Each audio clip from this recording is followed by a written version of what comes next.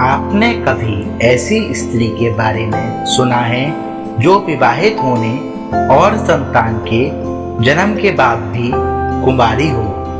लेकिन पौराणिक काल में ऐसी दिव्य कन्याएं थीं जो आजीवन कुंवारी कन्या के समान मानी गईं।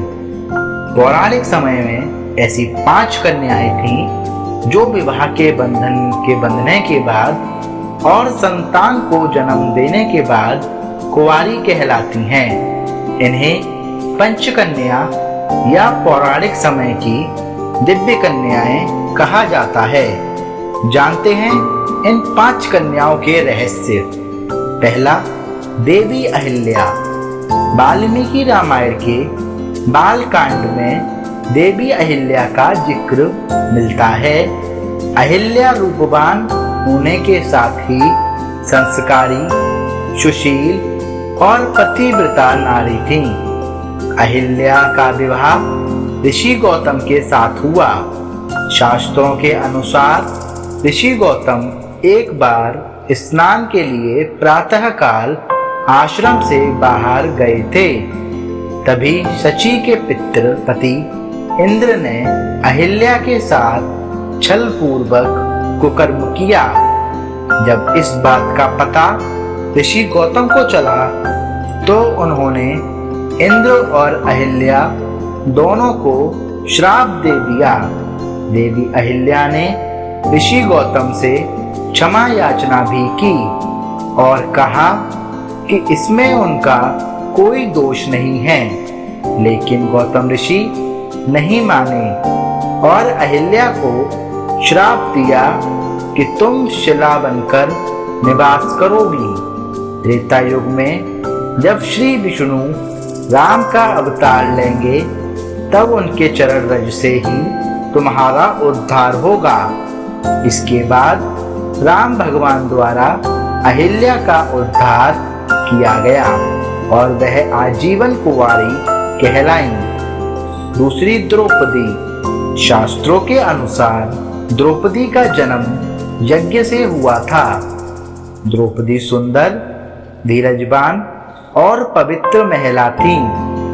कहने को तो द्रौपदी 5 पांडवों की पत्नी और 5 पुत्रों की माता थी, लेकिन इसके बावजूद द्रौपदी सदा कुंवारी कहलाई। दरअसल जब द्रौपदी का चीरहरण हो रहा था, जब श्री कृष्ण ने उनकी लाज बचाई थी, कहा जाता है कि भगवान श्री कृष्ण ने ही द्रौपदी को सदा कुंवारी बने रहने का वरदान दिया था। तीसरी, मंदोदरी। लंकापति रावण की पत्नी मंदोदरी को चिरकुमारी भी कहा जाता है, जो कि राक्षस राज मायासुर और हेमा की पुत्री थी। मंदोदरी की मां हेमा अप्सरा थी, लेकिन पिता राक्षस कुल के थे। इस कारण मंदोदरी अत्यंत सुंदर और आधी दानव थी। रावण से विवाह का वरदान मंदोदरी को भगवान शिव से मिला था। रावण से विवाह के बाद मंदोदरी ने अक्षय कुमार, मेघनाथ और अतिकाय जैसे पुत्रों को जन्म दिया। मंदोदरी को चिर कौमार्य का वरदान प्राप्त था, इसलिए पुत्रों को जन्म देने के बाद भी उसका कौमार्य भंग नहीं हुआ था। चौथी, तारा। तारा समुद्र मंथन से निकली अप्सरा थी। तारा का विवाह बाली के साथ हुआ।